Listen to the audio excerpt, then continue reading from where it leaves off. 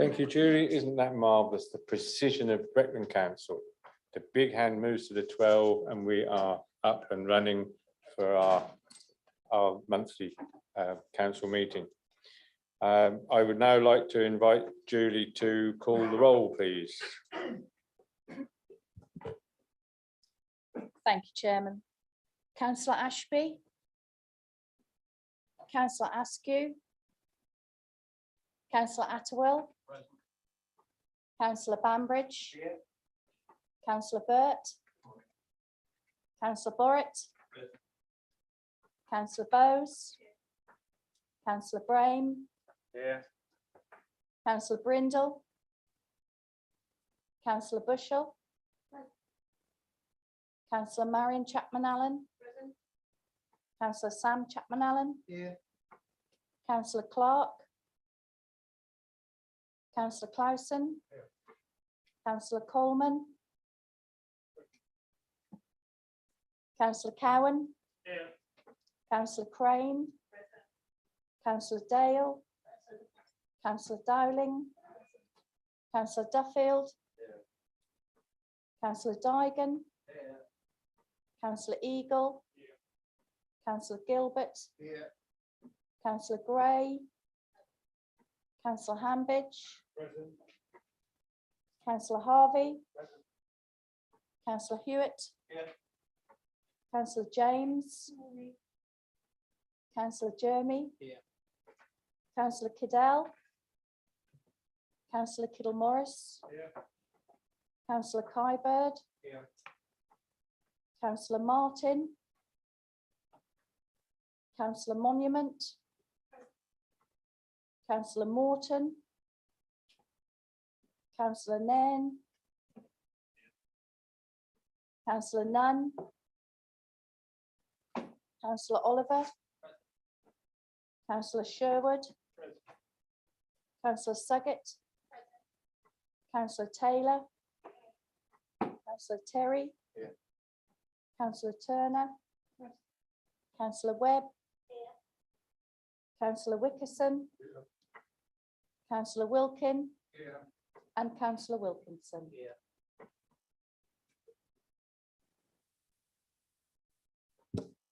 Thank you very much. Now that only leaves for me now to move on to the lectern to give you my farewell speech. I will tell you now, I've been up all night trying to do it. It's been a marvellous year, but I've got it down to 45 minutes. I'm sorry, 4 to 5 minutes.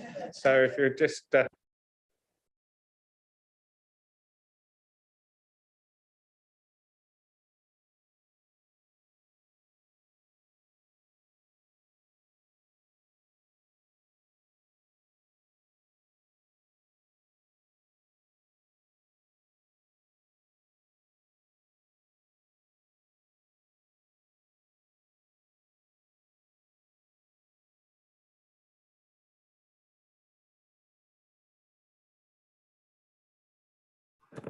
right.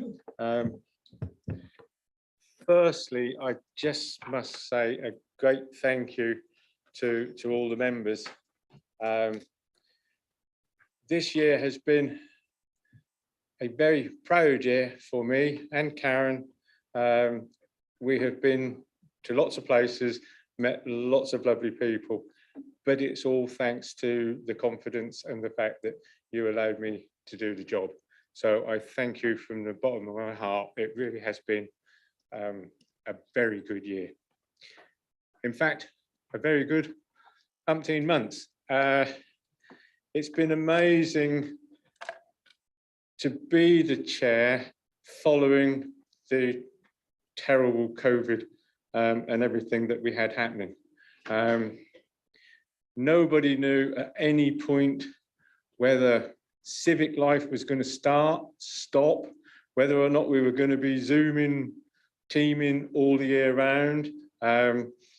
Nobody knew how quickly the vaccine was going to take off so that the testing could work, so that you could go to these places safely and not be passing anything on to anybody else. you have to remember that a lot of us who do the civic are getting on a bit, so we're all vulnerable and need an awful lot of protection. And I'm so pleased that the vaccine system worked, and everything was good, and it really allowed us to have a great year. It also allowed us to thank the residents of Breckland.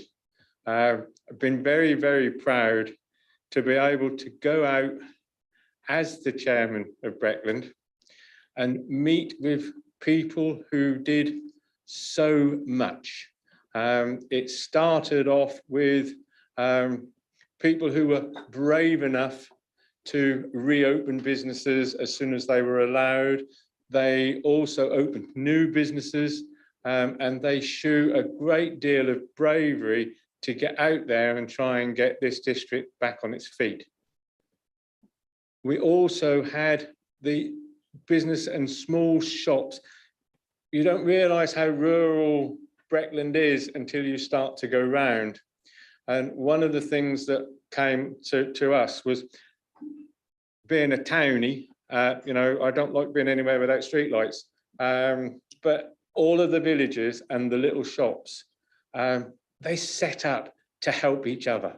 And it really was humbling to go into a small village shop and find out that 35 people were taking stuff out to anybody that was invalid or couldn't get out, and they felt safe. So that was really nice to be able to get involved with that and to thank them on behalf of this council. I thoroughly enjoyed the chairman's certificates that we did. It really made a difference to the residents. It's amazing, you go along and you just give them a small amount of recognition, and they all were so pleased to be recognised, and it was a lovely thing to do. And of course we could do it for all sorts of, started with COVID, started with volunteers, it went to people who do litter picks, it then went on to the people who have done so much for the Ukraine. Our residents have been really, really front and centre with what they could do for Ukraine. I would like also to thank the officers and staff, especially Democratic Services. When I decided not to have a big charity, I thought it was easy. I'd go somewhere and somebody would say, oh, we need 100 quid to do this, or we need so-and-so to do that. And I'd say, yeah, okay, fine. Just send me an email and you'll get it. Apparently, that's not quite that easy. Obviously, local government has to be transparent. The people have to be able to say that they are a charity, they have a bank account, and it really isn't just a case like in the old days where you would have given them 20 quid out of your pocket or whatever. Everything has to be done just so that everybody knows what happened. And I can't thank Democratic Services enough. They have done so much to make all of that possible. And of course, as a council, we were going through a complete change where we came back to being our own self with no shared bits. So it was a little bit more difficult than it possibly would have been. So I would like to take this opportunity to ask Catherine, who has been my PA for the year, who has been absolutely wonderful, diary, letting people know and helping get residents' queries to the right place. So if you would just like to come forward, please.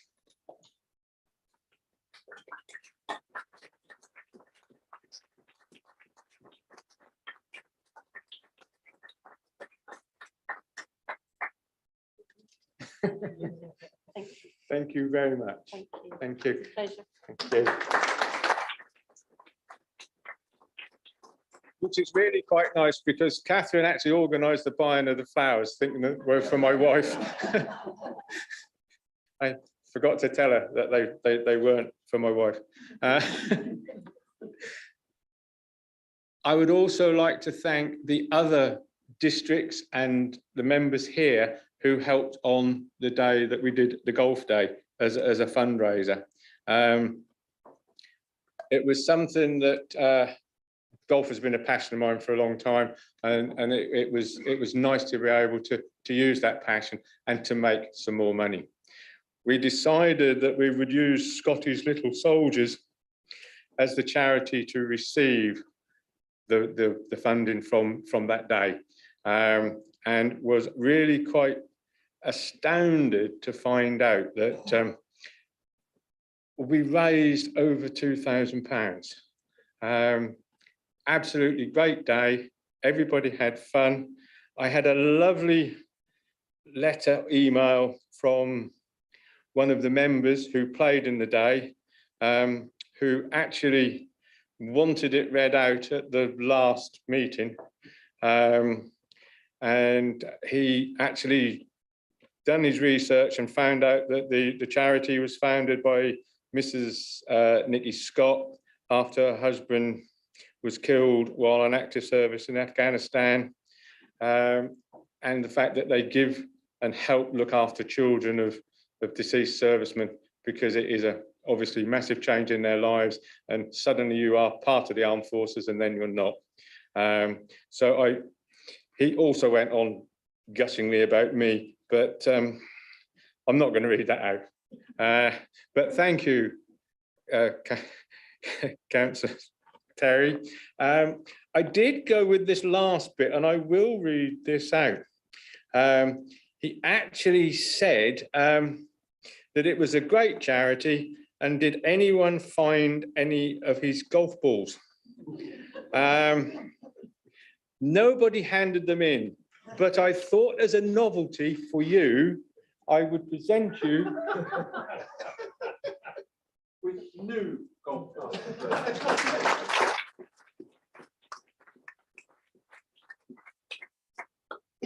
I'm sure they will be a novelty. Lastly,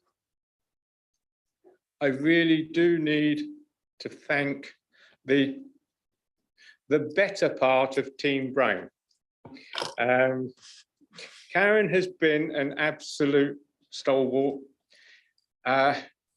People who are here have probably been glanced at her already, because they all know that she's been going for a little while, and I keep an eye just to know that I've gone too far or I haven't.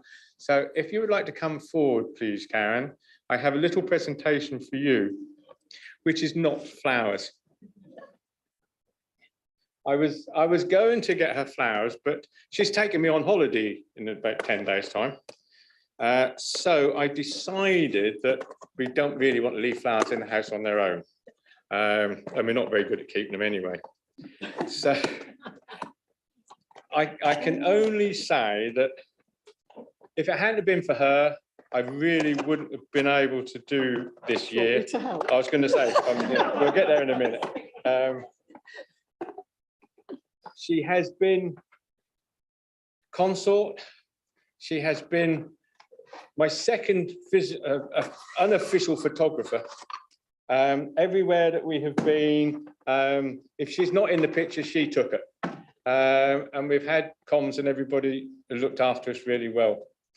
But one of the things that as chairman, past chairman will know, and the new chairman is about to find out, that your life at home changes. We always have a time, Karen and I, where we like to sit and relax last part of the evening or just before tea or whatever.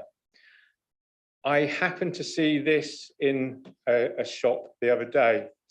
It's a gin glass, so that we can sit and have our gin and tonics together, and it is engraved with stags.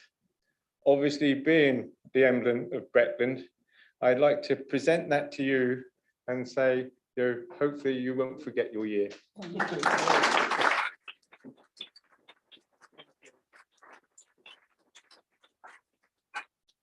This really is the best part of of the team. And it is with a great deal of love and respect that I thank her for everything that she's done this year.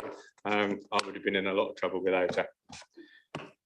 We now move to the next item on the agenda, which is nominations for the new chair. So if I put that back.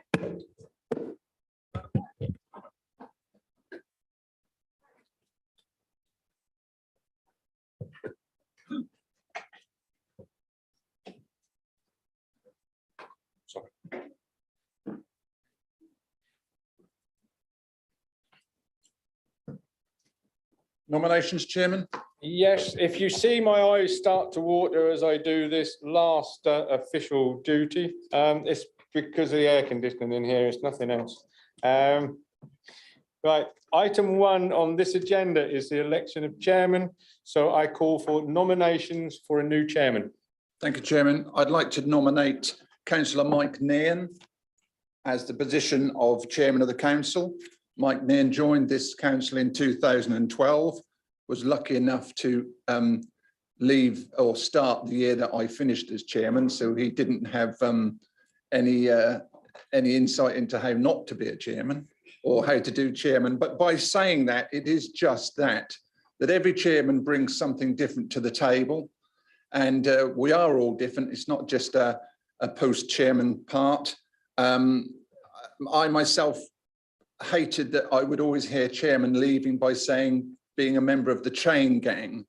And I absolutely hated that term until you actually get into it and you realise you can say what you want. You do become a member of the chain gang. And when you go to venues, you just get carted to the one side because you've got a chain. The unfortunate thing is your various partners do not often get put to there. And would happen that on my situation, my wife would always get put with the Sheriff of Norfolk. And so when various things come, we'd go to venues, he would always call her over and change names on the table. So they'd sit up the corner together, which, you know, luckily I'm not that jealous, but it was always one of those things. So chain gang was my pet hate.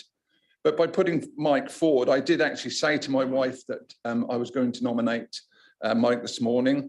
And she said, "Oh, I've met Mike a couple of times. He's a really nice guy." And I said, "Yes, he is." And between us, we've decided to pigeonhole Mike into level-headed. And I think that's the lovely thing about Mike.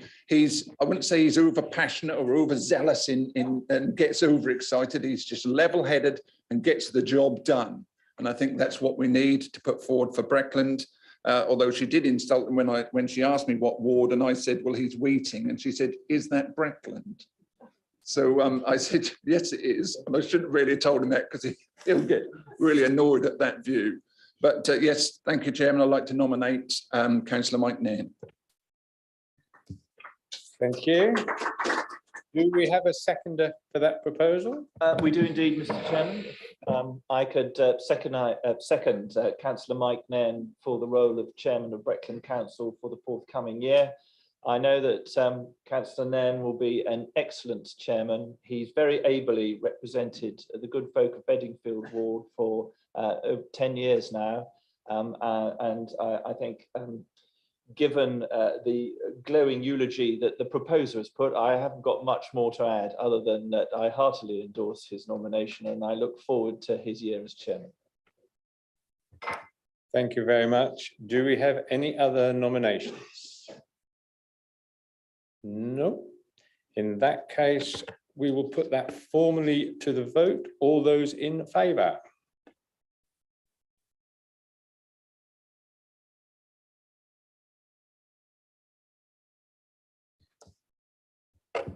That is unanimous. Oh, sorry, not quite unanimous. Sorry, I got my reading glasses on and I can't see. Yes, okay, sorry.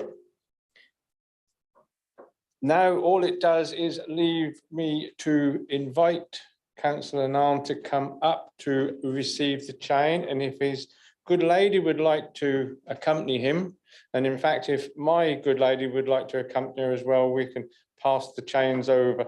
It says here I'm supposed to give it to her, but I know she'd much rather receive it from Karen, who will give her all the gossip on what has to happen. So if Mike would like to come up and sign the declaration. I'm not sure, does he have to read the declaration out or just sign it?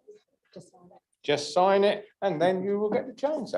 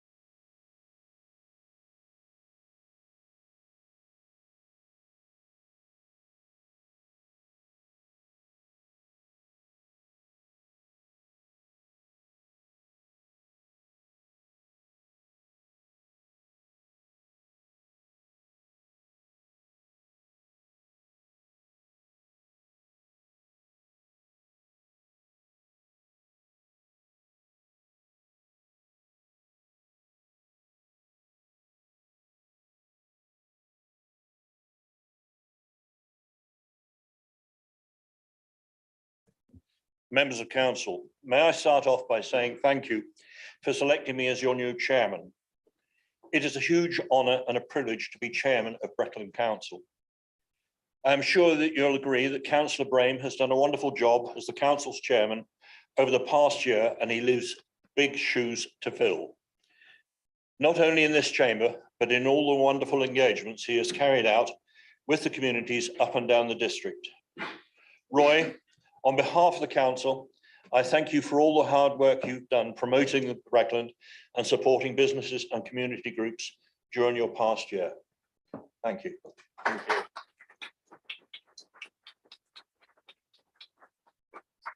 I'll just take my iPad. No, that's mine. No, that's got to be. Is that yours? Yep. Who's picked my iPad? Somebody's picked my iPad. All right, I've got it. I don't want him reading my emails. Congratulations. Right.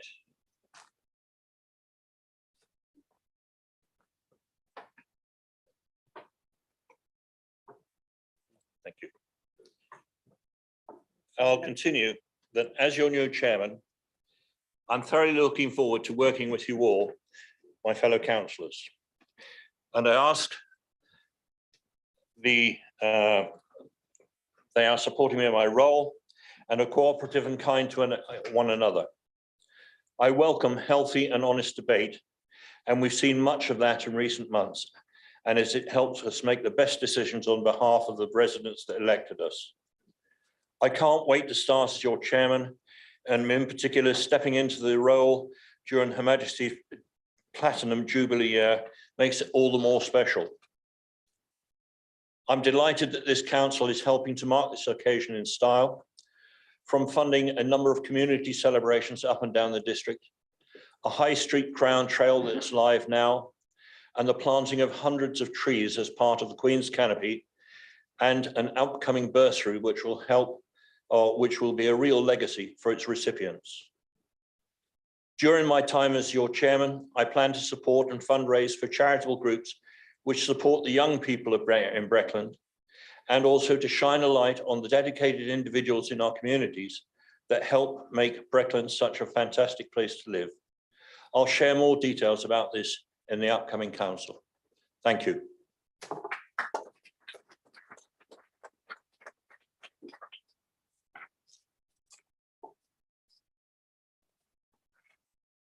I would now invite nominations for the vice chairman, and could I have a proposer and a seconder?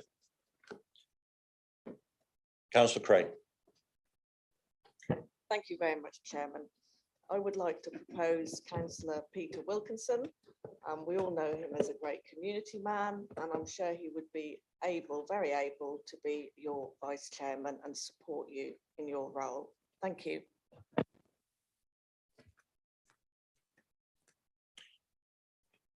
Can I have a seconder, please? Councillor Patrick. Thank you, Chairman. I'm another ex-chairman. What about that? We're all lining up, aren't we? I had the pleasure a few weeks ago of visiting Councillor Wilkinson in his ward in the village of Narborough, where we had a look round an old boneyard and an allotment association and one or two other things. And it does encourage me that this long-standing member of Brecon Council is an excellent ward member, because of all the people we met there who are obviously great supporters of Councillor Wilkinson. He's represented Breckland in many forums and in many roles over the years, and I'm confident that he will do an excellent job as Vice Chairman of this council. So I second the proposal for Councillor Wilkinson. Thank you. Are there any further nominations? If none, can I have a show of hands for Councillor Wilkinson? Anyone against? Any abstentions? Thank you. Councillor Wilkinson is duly elected.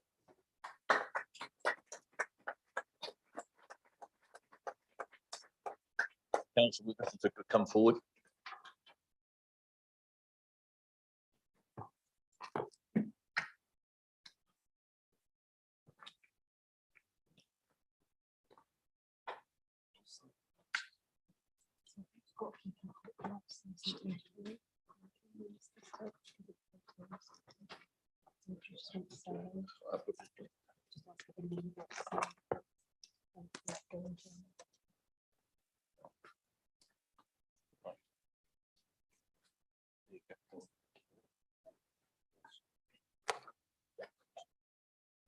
If you just wait a minute.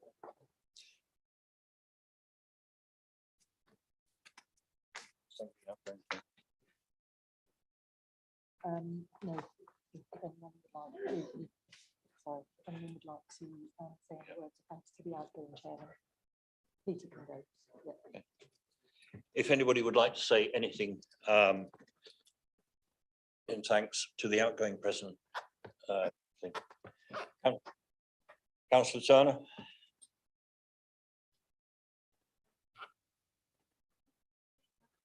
Sorry.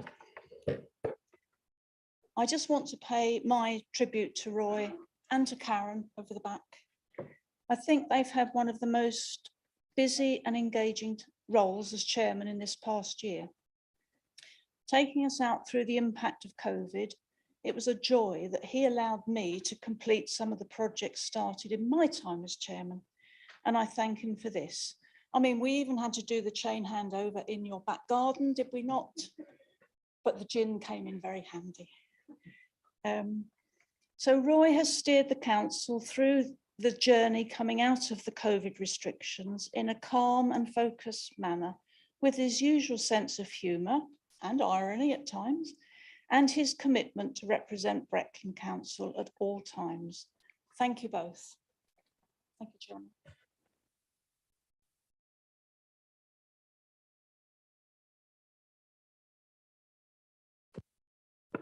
Thank you. Councillor Coleman. Thank you, Chair. And can I start by thanking Roy for the energy he brought to the office of Chairman of the Council over the past year and during his time as Vice Chairman.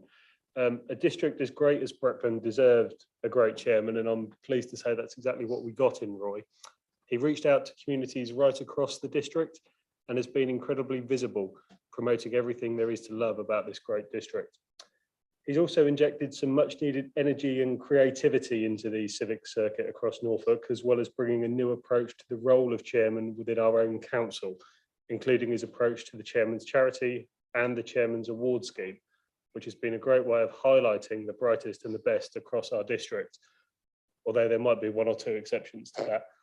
On a selfish note, it's been great to see you out and about in Swaffham, the district's premier market town, even if your football team had a slightly better season than ours did in Swaffham. I know you'll continue to be a great advocate for this district long after you hand over the necklace or the chain to Mike. I hope you and Karen enjoy a well-earned rest now. have a great holiday and can spend the long summer evenings enjoying a glass of red or a gin or two in the garden. Thanks, Roy.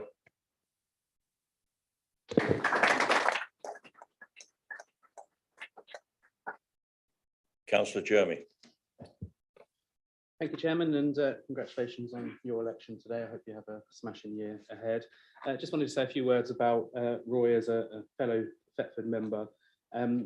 Congratulations, Roy, on a year well had, but also 2 years before that as Vice Chairman. Actually, I know you supported Linda terrifically during those 2 years, which was actually a really difficult time.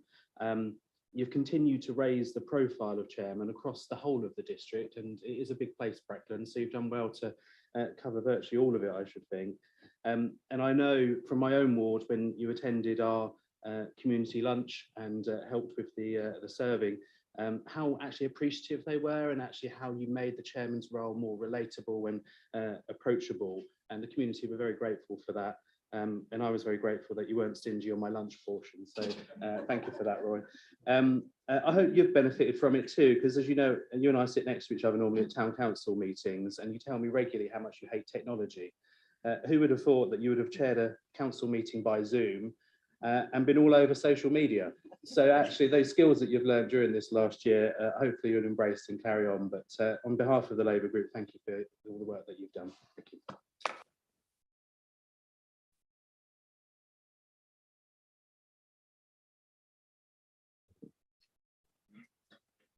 Right, Julie, can we have a list of apologies, please? Thank you, Chairman. I have apologies from Councillor Askew, Councillor Brindle, Councillor Clark, Councillor Kiddell, Councillor Martin, Councillor Morton and Councillor Nunn. Councillor Oliver.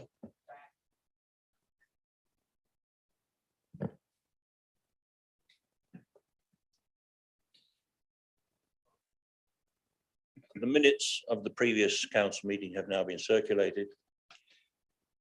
Are members happy to agree with those minutes? Anyone against those minutes? I'll carry.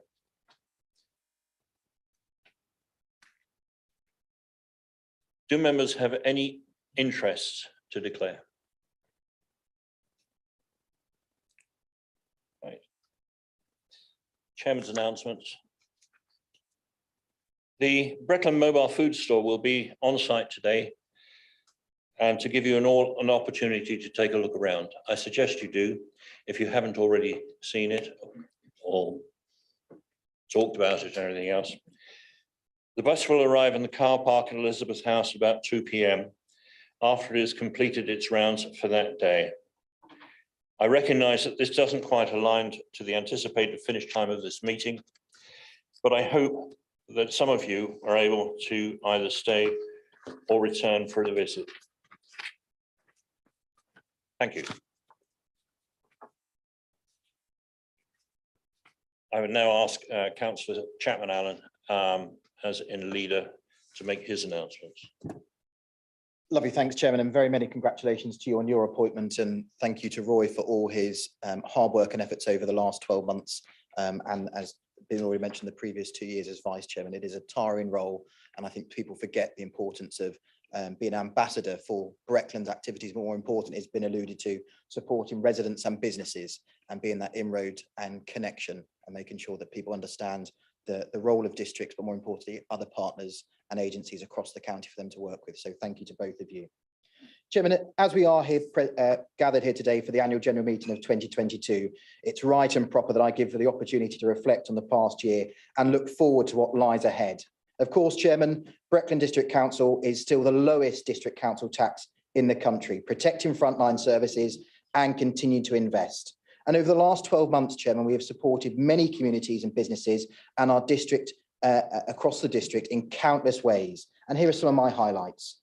Chairman, I was so pleased to be able to support the opening of the £1.8 million brand new temporary accommodation facility in Thetford. This strategic asset within the district, helping those who face homelessness and temporary accommodation issues, It's now open and supporting many of the most vulnerable members of our communities, both single individuals, couples and families. And that is a unique asset, as Access Community Trust have mentioned, one of the most inspiring facilities they've had the privilege to support and manage.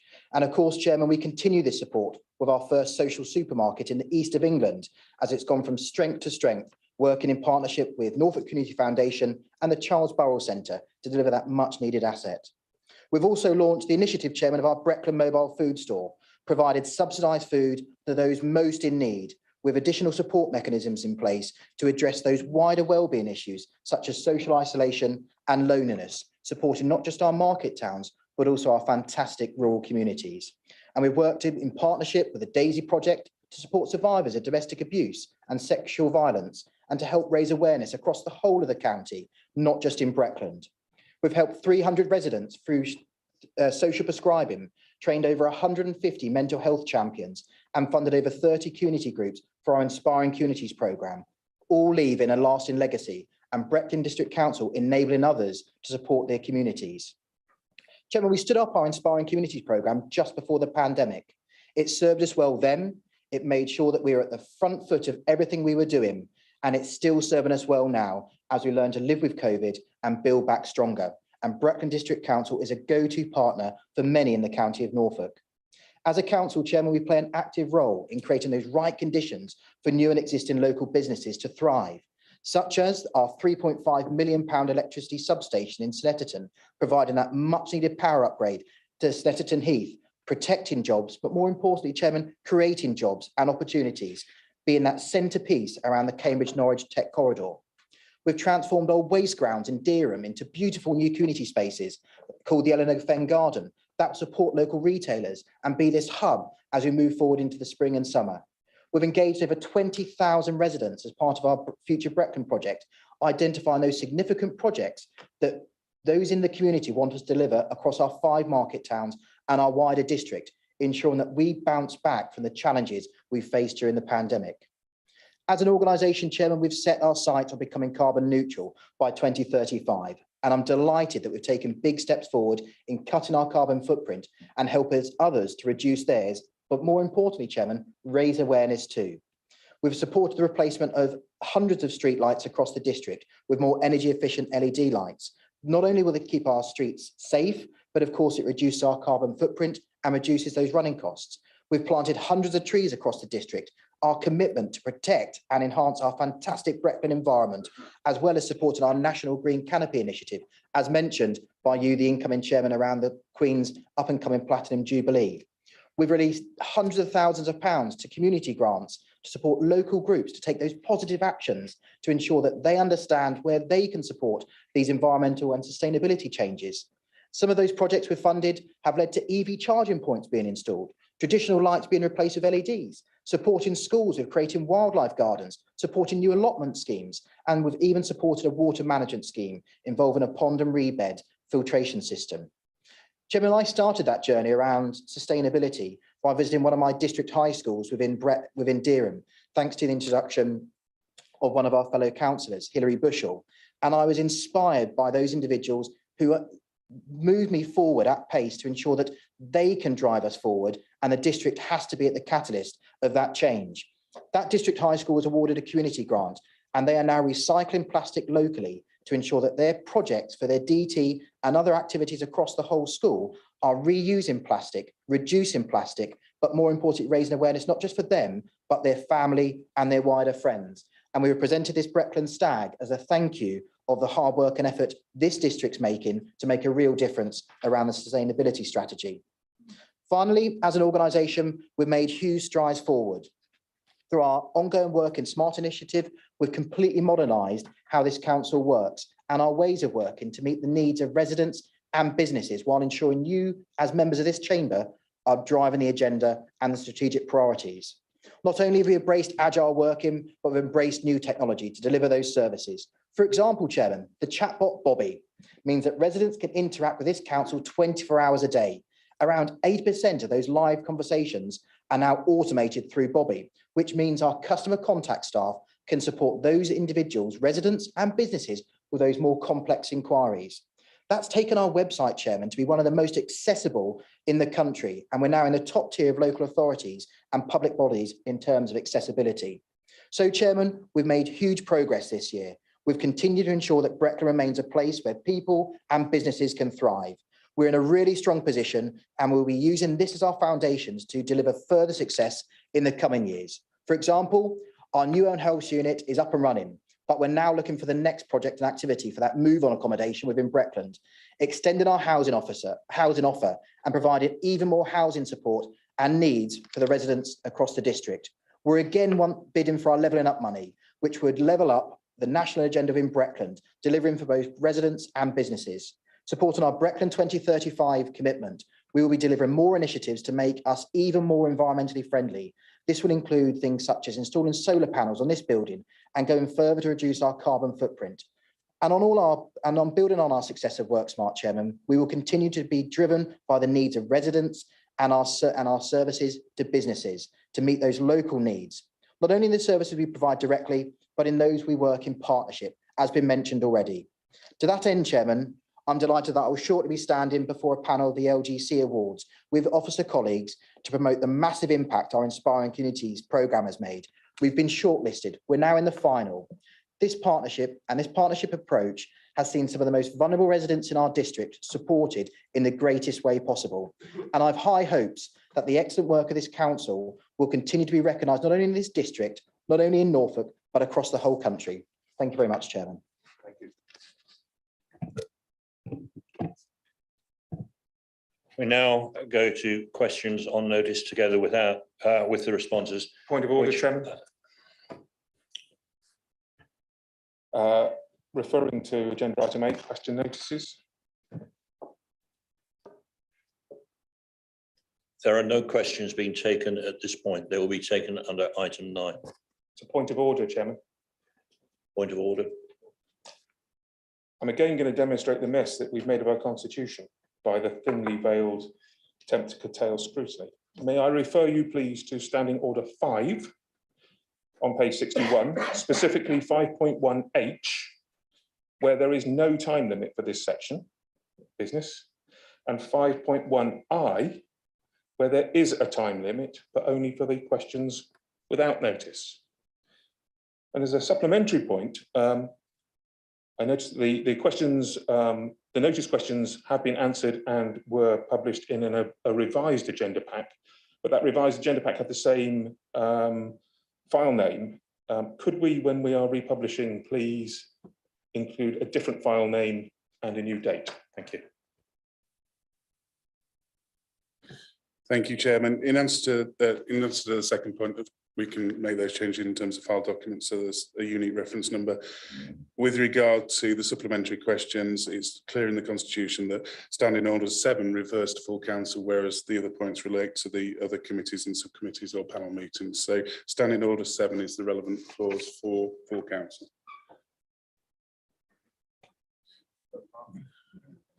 It's 6.5 of the Constitution, or the amendments. Councillor Burke, it's the same conversation we had at the last meeting. All questions are dealt with under item 9. Item 9, questions without notice under Standing Order number 7. Questions are to be directed to the leader or relevant portfolio holder.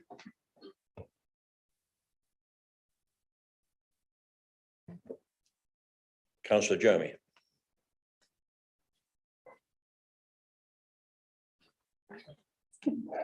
Thank you, Chairman. Sorry, I was confused there with the running order.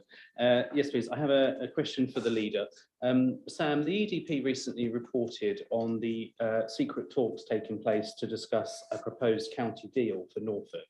And you were quoted in that article as the leader of Breckland and also the chair of the District Councils Network. Could you confirm what discussions you have been involved in on this subject so far?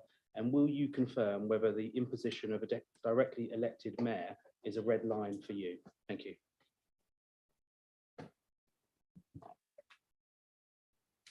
Thanks.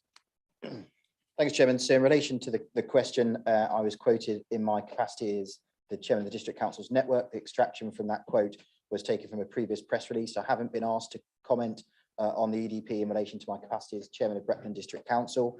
In relation to those conversations, as you'll be aware from the Levelling Up Framework, which was published in March of this year from government, district councils are not a constituent part of those conversations. They are being held at the upper tier authorities, whether that's county councils or unitaries.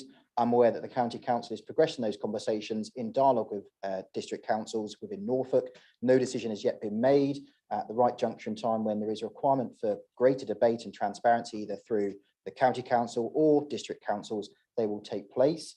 For us as a position within the framework, I believe that we need to be open and to any opportunities in which we can level up the county of Norfolk. Whether that may or may not look like, I'm yet to find out.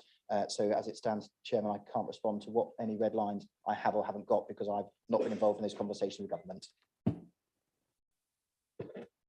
Thank you. Councillor Ashable.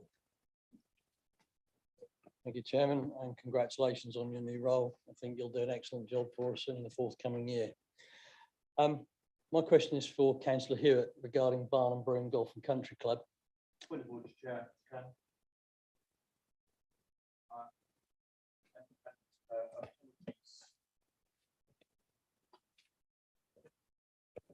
Apologies, Councillor Ashton. I actually don't know what the question is you're about to ask. We have raised a specific asset, the subject of which has been a matter of commercially sensitive conversations with this council. I would respectfully ask, if you want to ask about an individual asset, that I will get back to you in writing, because the subject matter of your question and possibly my response might be prejudicial to one of our investments, and actually might be prejudicial to a business and to employment opportunities that are offered within the district.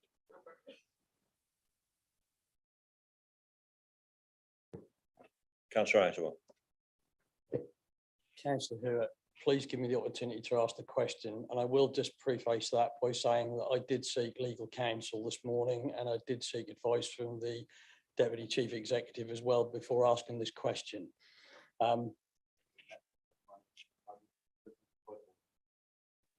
Thank you for your update report, which was received after the agenda was published for this meeting. Given the constraints the council finds itself under due to the lease agreement it signed for the site, can you give me an assurance that the council will recoup all of its capital outlay for this asset since it was purchased?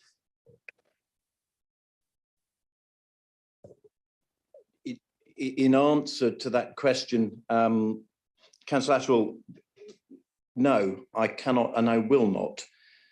And that is because, as you well know, from our private briefings that have been had with members of the opposition group, and from the briefing note that you requested a couple of meetings ago that I said would be provided before this council, we do not talk in public about confidentially commercial agreements that we have with any of our tenants within the district. They remain confidential, as they could impact the business performance of both the tenant or the employment opportunities that are offered to our residents within the district.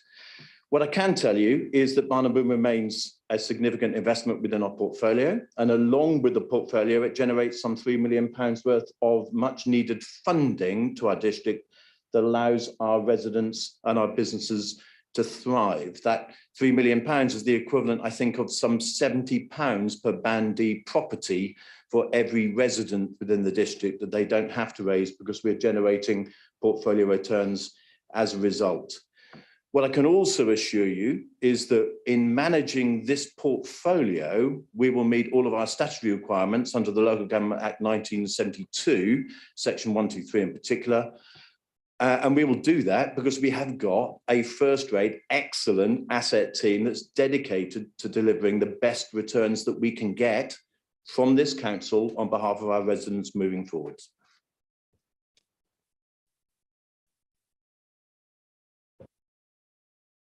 Councillor Burt. Thank you, Chairman. A question for Councillor Hewitt. I refer you to the asset sale in our budget, which was to recoup just under £2 million. That was on page 362 of the February agenda pack. This asset's total value is well beyond the value of any general delegated power, so it needs to be agreed by full council. The sale was to be completed more than a year ago, but the COVID excuse was used to further delay the previous line in the sand. The absolute deadline for this transaction to complete was the 30th of April this year, after which I was told the heads of terms had fallen and we'd be back to square one. My question, why are officers of this council facilitating private backroom deals well into May, which they term, and I quote, an opportunity to be involved in a, quote, investment plans with this asset? How is this right? Councillor Burt, it's the questions you've asked previously, the officers and answers have been provided. I provide the opportunity to follow up with me if you had further concerns after the response and you haven't followed that up with me. I think we're getting into a level, we're getting into a level of detail that I don't believe is appropriate. Now, I was quite happy with the first question by Councillor Attewell because it was a general level that didn't require us to get into specific detail about a particular asset. I feel we're getting into too much detail on this point now. I'm happy we pick up that conversation privately outside of this meeting. For the record, I haven't had the reply yet. Thank you, Councillor Burt. We're now at Councillor Borrett. Thank you, Mr. Chairman, and may I congratulate you on your election as Chairman of Breckland Council, and I wish you all the very best in the Queen's Jubilee year.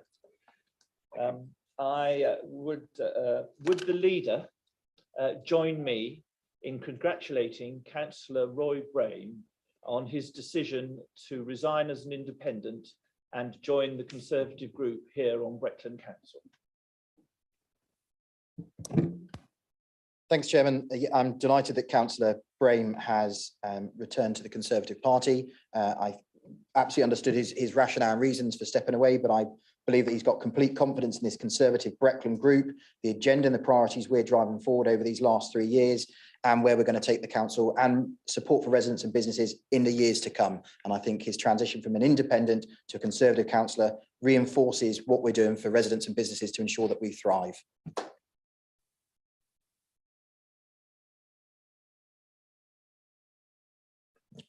Councillor Turner.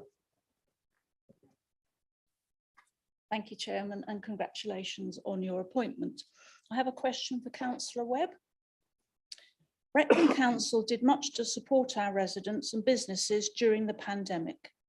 Now that we're on the journey out of the pandemic, can you advise members of what measures there are in place now to help with ongoing hardship issues for our local residents? Thank you.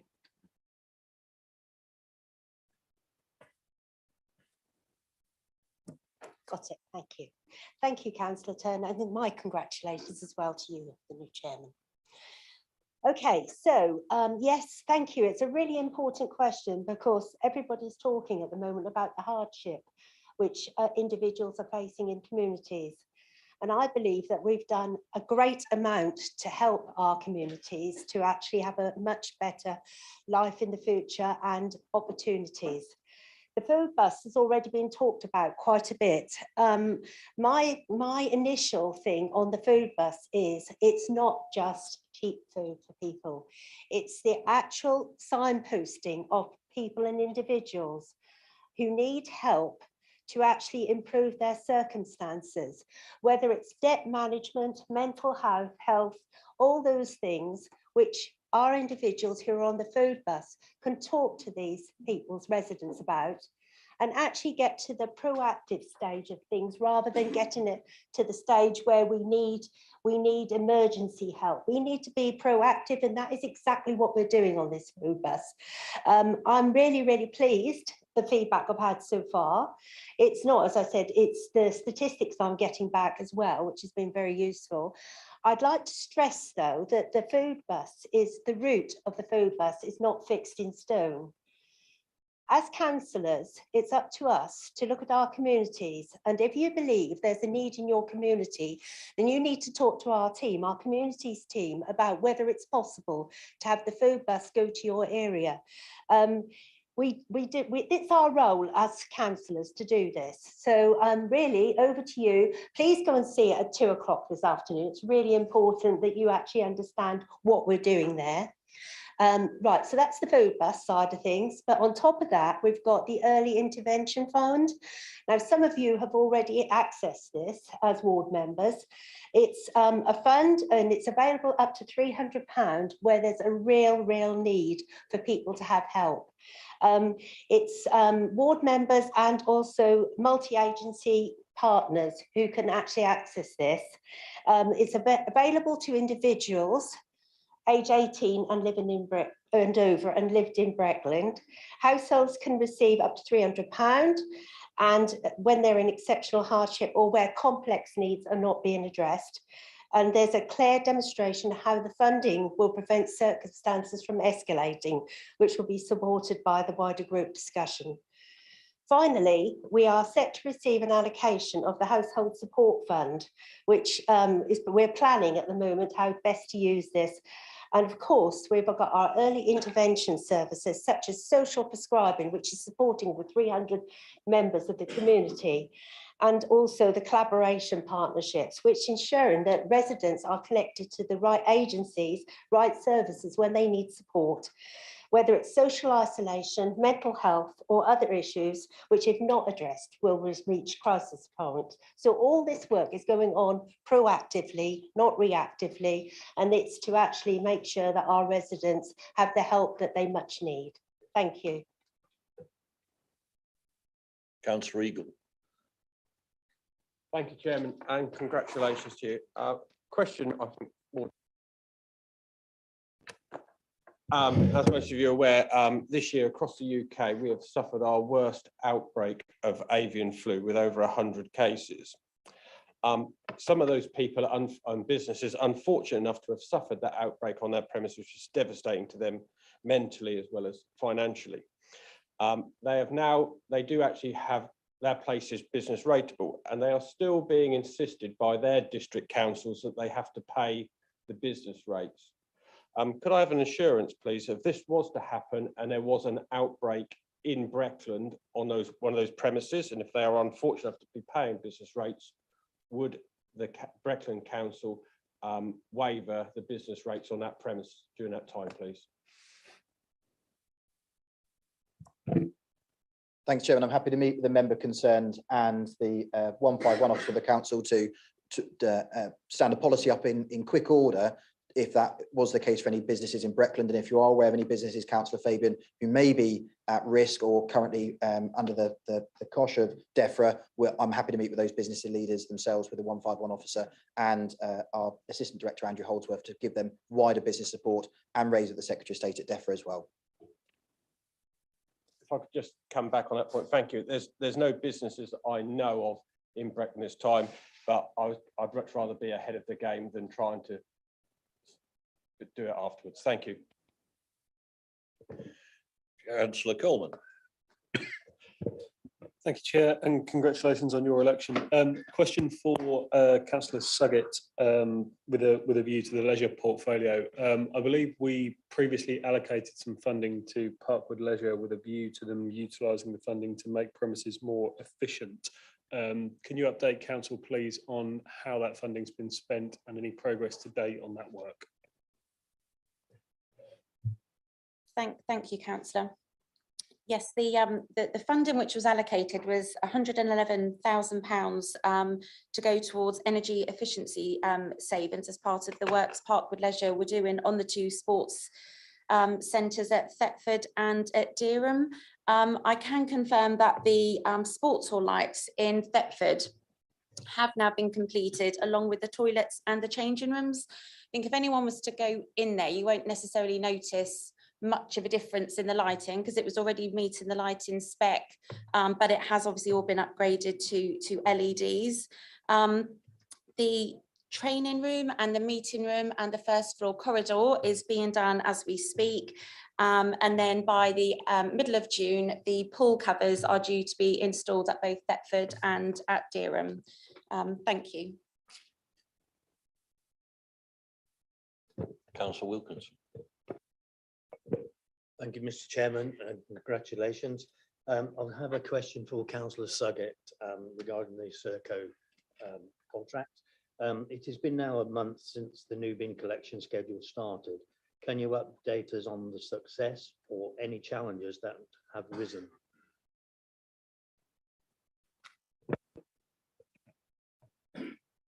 Thank you, Councillor Wilkinson. Yes, it has. Well, it's been just over a month, so I think we're now into week 7 or 8 of the new date changes. There has been some challenges. I think it's safe to say that there's no good times for us to ask our residents to change the date that they put the bins out. And with the best will in the world, it's always going to coincide with a bank holiday or school holidays, increased traffic and what have you. But as the Task and Finish group were made aware when they did the depot visit in Watton last week, one of the considerable challenges that the crews have, or the depot have had, is sickness amongst the crews. So there was a really high uptake of COVID illnesses at the start of the TOM. That coincided with some annual leave and some long-term sick. So from a Serco point of view, that was one of their biggest challenges. From a Breckland perspective, one of the challenges that we had was perhaps the way that Serco weren't quite communicating in those early stages, the challenges what they were having. So we were a little bit on the back foot with some of that.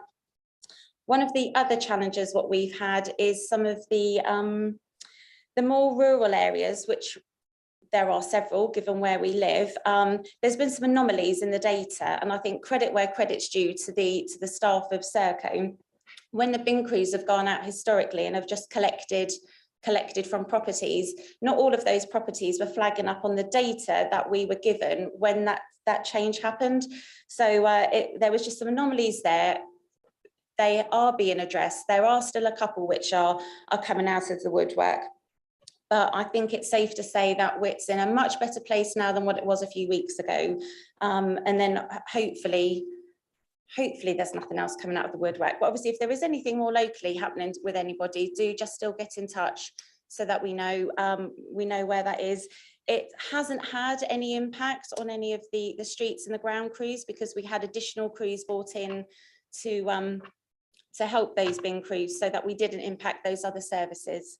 But I hope that gives you a bit of an update as to where we're at. Thank you.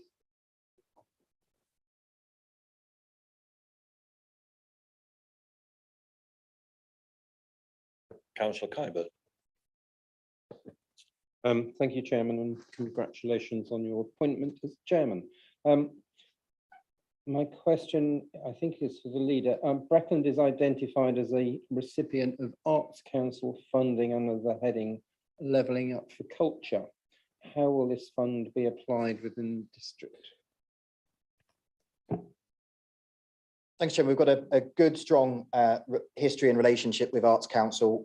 Andrew Holdsworth and Councillor Clausen are working through with them and others across the county of Norfolk as to how we can make successful bids and draw down that funding. When it's the right juncture in time, we'll update members on what that looks like. I think the important bit at the moment is that from a Norfolk County Council position to make sure that arts and culture piece is fed into our direction, but more importantly, through our future Brecklands work, which we've undertaken in all 5 market towns, that data set has given some really good foundations and indication as to some of the opportunities we can sit within drawing down this funding if we're successful.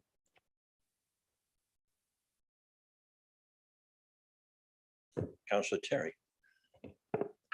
Thank you.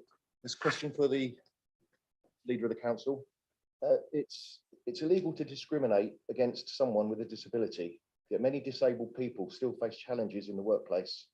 This includes finding work and remaining in it. With only 6% of young adults with disabilities or special educational needs are in work within Breckland and Norfolk. What can Breckland District Council do to help support these young adults?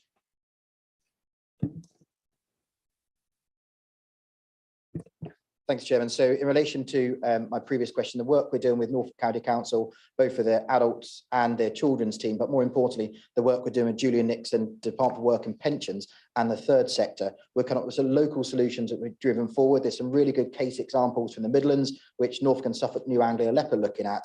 But of course, you'll have seen the figures most recently that unemployment is some of the lowest it's been for the last 40 years.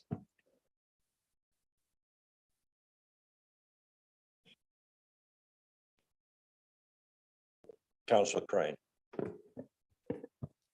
Thank you, Chairman, and congratulations. Firstly, I want to, I've got a question for Councillor Webb, but firstly, I want to reiterate what she said about the food bus, which actually wasn't on the list to come to one of my ward villages, but I was able to evidence to officers the need for it there, and duly it was put on the list. So I would urge, residents is what we're all here for, residents is what it's all about. So if anyone's got anyone in their ward, any, ward villages that need it, it's not hard to do. Anyway, my question for Councillor Webb is that district councils have a fundamental role in the health and well-being of our residents. What role does this council have in the creation of the integrated care system? Thank you. Thank you, Councillor Crane. Okay, the government's health and care bill, which is currently working its way through Parliament, is expected to achieve royal assent this summer. And that will mean the creation of the Norfolk and Waveney integrated care system. Last Tuesday was the first meeting that I had with quite a few different organisations across Breckland to actually bring it together to say what we as a district are going to be doing to improve the health and well-being of our residents now. I think district councils are in the best place to know what residents need. We are the ones, as ward members again, who deal with our community, who understand what they need, what they want. It was an interesting meeting. The partnership is bringing together providers and commissioners of NHS services across the geographical area. I mean, it is going to be a very exciting future, and what I want to do is update you as things progress. We have a budget of £324,100, which has got to be spent by next March on actually delivering projects to help our community. I personally feel that this has real legs to make a difference. And as I said, I would welcome the opportunity to come back and brief you further in the future. Thank you.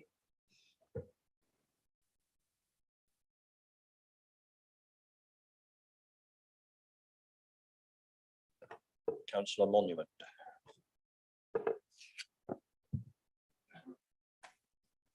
I think my question is for Councillor Webb here.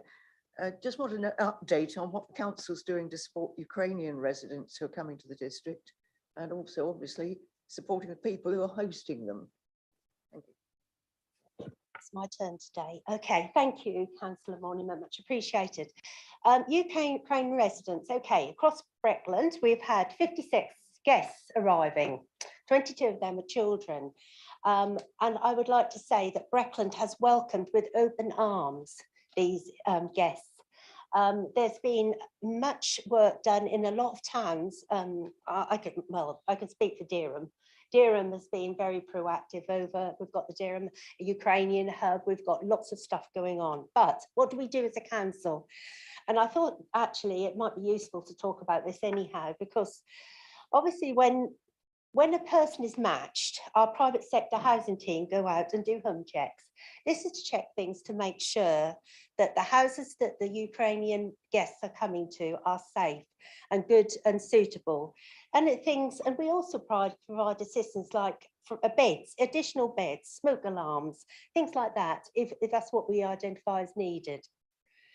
Then when the Ukrainian officers join our housing colleagues on the first term inspection, they give the hosts an idea of what types of support they can give to Ukrainian guests when they arrive.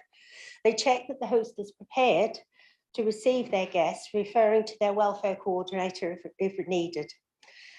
It's a big thing to actually open your home to somebody who you perhaps don't know. It's a wonderful thing to do, but we do need to make sure they have appropriate support so that when the guests arrive, it's not a big shock. 3 months later, it's not working out. We need to make sure that they are quite prepared over what this could mean and the long-term side of things. We have a long-term process of welfare management on it. We don't just do one check and then basically disappear. We're actually programmed to actually manage them long time.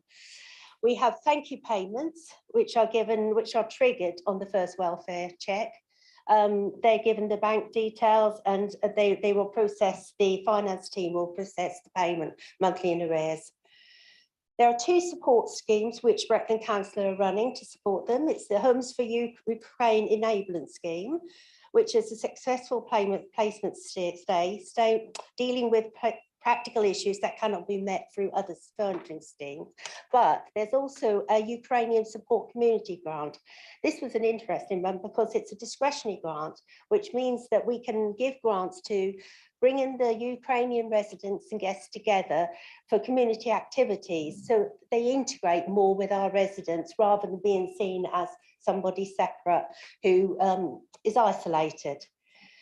Finally, we have agreed with Parkwood Leisure to receive 20 free swim and shower passes at the centre in Dereham and Thetford for Ukrainian guests living in Breckland. And I'd like to thank them for that as well, because it's, again, an important part. Make them feel welcome, make them feel part of the community, not just keep them in isolation. Thank you very much.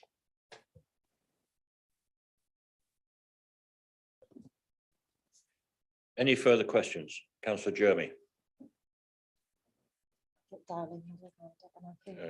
Councillor Dowling and Councillor Dowling.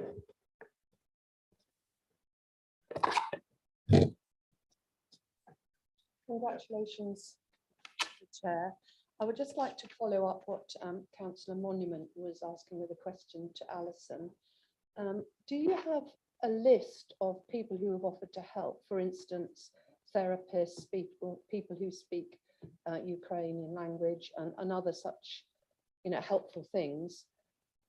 Because a couple of people have contacted me who are therapists, and they said they're quite happy to help families who are traumatized and that sort of thing. Should I contact you with those names and addresses, Alison, or someone else? Don't have patience. Yeah, thank you, Councillor Dowling. Yes, the communities team are the thing. Yes, we do have lists. Yes, we are language, anything like that which can help. Please talk to Samantha in the community teams and she'll be able to help you. If you get any issues that you're not getting responses or anything for, please let me know. As I said, but I'm sure Samantha will do. Thank you. Thank you, Councillor Wilson, and yours will be the final question. Thank you, Chair. I'm pleased I got in just in time. It's a question for our executive member for sustainability. Is sustainable Swaffham at risk from the current epidemic of felling and dramatic pollarding of mature Breckland-owned trees in the marketplace? The felling due to supposed health and safety issues relating to raised pavements. Surely we can and should be looking at alternative solutions in order to at least maintain our green credentials. Councillor Sherwood's intervention here would be welcomed. Thank you. Thank you very much, Councillor Wilkinson, for raising that point. I think it's important to realise that with sustainability and the green agenda, there are times when certain trees do have to be felled and they do have to be pollarded. This is a natural thing that has to take place. And our teams are very good at evaluating alternatives to that. And if at all possible, that will be done.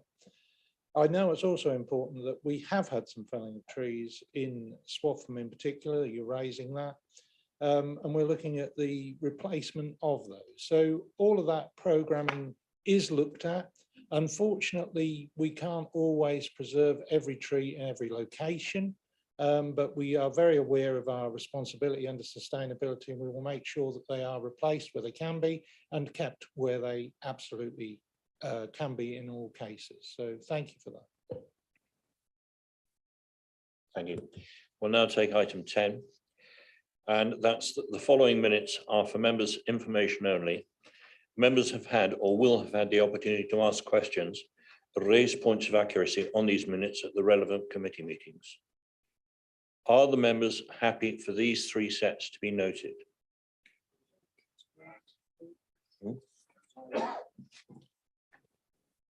Councillor Burt. I haven't had an opportunity to raise this yet because there's not been another cabinet meeting. Can I refer you to page 35, the cabinet minutes?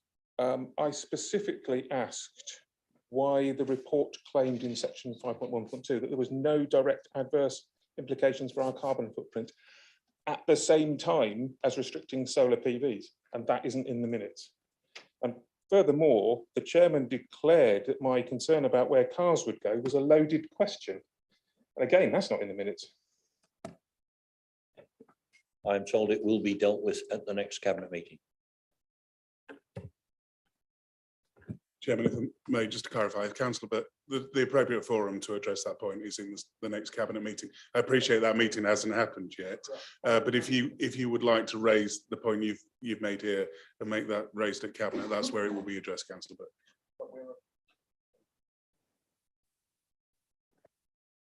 Approve the minutes today. Correction, we're actually here to note the minutes. So first of all is the cabinet meeting of the 25th of April. The second is the general purpose committee of the 5th of April. And the third being the planning committee on the 12th of April. I intend to take these on block. Are we all agreed? Thank you. Item 11, and that's the annual appointment of committees, chairman and vice chairman. And I'd ask Sarah Bales. Thank you, Chair, and congratulations on your appointment today. In accordance with the Constitution, the Council is required to make appointments to a number of committees as listed in Appendix A of this report. In the case of formal decision-making meetings, appointments need to be politically balanced in accordance with the political group regulations. There are also a number of other meetings that are not constitutionally required, and these are also listed in Appendix A. The report recommends that Council appoints for 2022-23 the committees and panels as set out in Appendix A, and that where so indicated in the appendix, Council appoints the chairman, vice chairman and councillors of those committees and panels, subject to any changes that may be notified by group leaders. I'm happy to take any questions or if anyone has any proposals for any amendments. Can I ask any of the group leaders or deputy leaders if there are any changes to their appointments? Thank you, Chairman, and congratulations from me as well. So can I give the following amendments from the Conservative group, please? On Governance and Audit Committee, Robert Hambidge will replace Jane James. On the Appointments and Disciplinary Committee, Sarah Suggett will be a substitute, as will Paul Hewitt.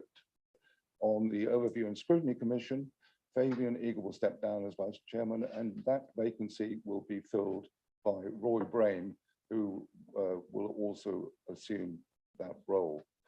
Peter Wilkinson will become a full member, and Robert Hambidge will become a substitute member. And on the Planning Committee, Roy Brain will become our substitute member. That's it. Thank you, Chairman.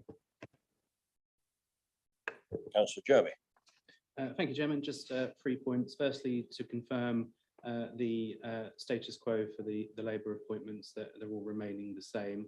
The second point is that there is one vacancy for. There's the only one where there is a Labour vacancy, Appointments and Disciplinary Committee, and that will be Harry Clark. I don't think that happens terribly often, but just for completeness, we shall complete that. And thirdly, to say that I'll be voting against the recommendations. I'm sure everybody does a very good job, but the custom and practice is for the chair or vice chair of the scrutiny committee to be held by a member of the opposition. It's been the case for a number of years now that both the chairman and the vice chairman has been a member of the ruling Conservative group. I don't think that's a good sign of a healthy democracy, to be honest with you. If the ruling Conservatives here are insistent on appointing a chair and a vice chair from the Conservative group, I've got no choice but to vote against. Thank you.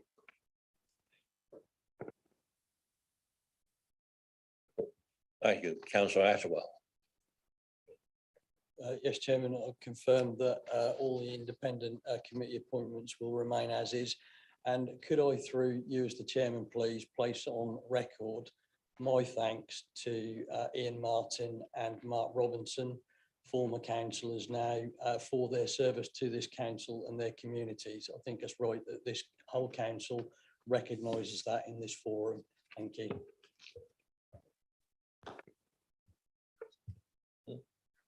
Councillor Burke. I confirm that there are no changes, and I concur with Councillor Jeremy's comments about chairmanship of the Overview and Scrutiny Commission. So if you want to respond to that.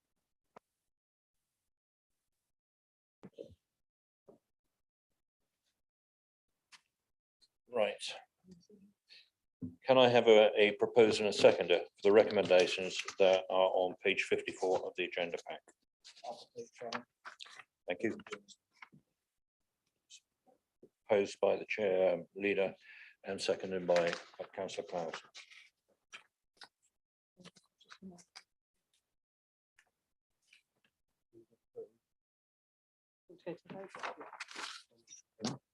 Can we now take a vote on that? Thank you. All in favour? Anyone against? Any abstentions? Carried.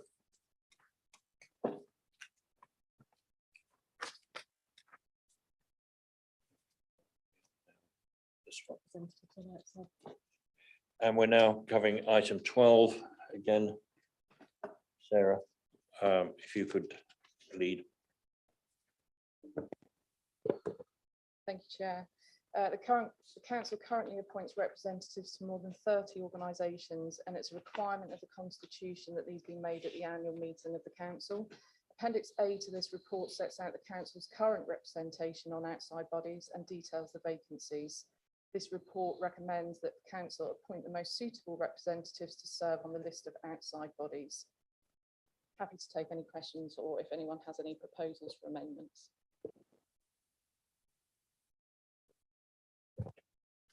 Could I ask the group leaders, deputy leaders, if there are any changes to the representatives on the outside bodies? Councillor Clarkson. Thank you, Chairman. Representative on outside bodies.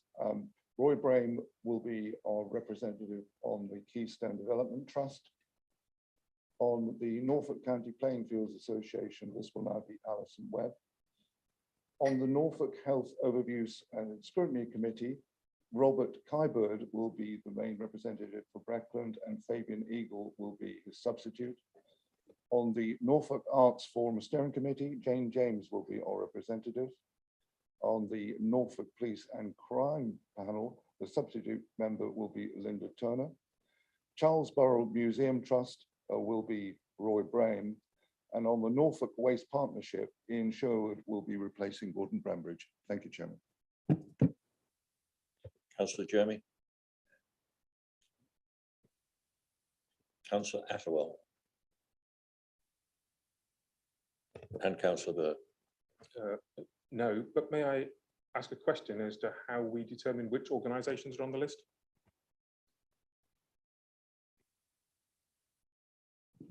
Thanks, Chairman. Any organisation can directly approach the council and ask for a representative of this council to be there formally to represent the council, or a member of this council can suggest through the monitoring officer, deputy monitoring officer, an organisation they feel they would like to go sit on as a representative of this council. And it's for this forum, as been alluded to by Sarah Barsby, for this council then decide whether it becomes an informal outside appointment.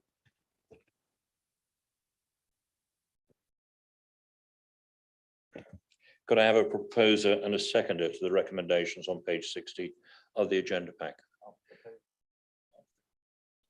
Councillor Sam Chapman Allen and Councillor Clausen.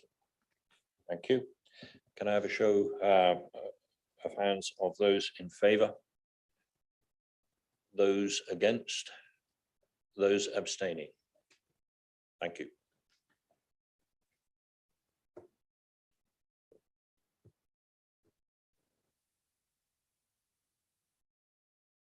Item 13, amendments to the Constitution, if any. There are none. Item 14, any other items that the chairman decides are urgent. And I would then ask the leader in this case for the information regarding the changes to the cabinet. Thank you.